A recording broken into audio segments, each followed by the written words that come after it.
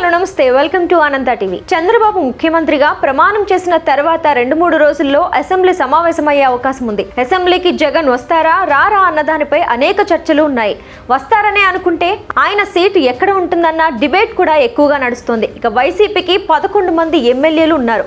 ఆ పార్టీ ప్రధాన ప్రతిపక్షం కాదు. కావాలనుకుంటే స్పీకర్ టీడీపీ తర్వాత అత్యధిక మంది ఎమ్మెల్యేలు ఉన్న జనసేనకు ప్రతిపక్ష హోదా ఇవ్వచ్చు.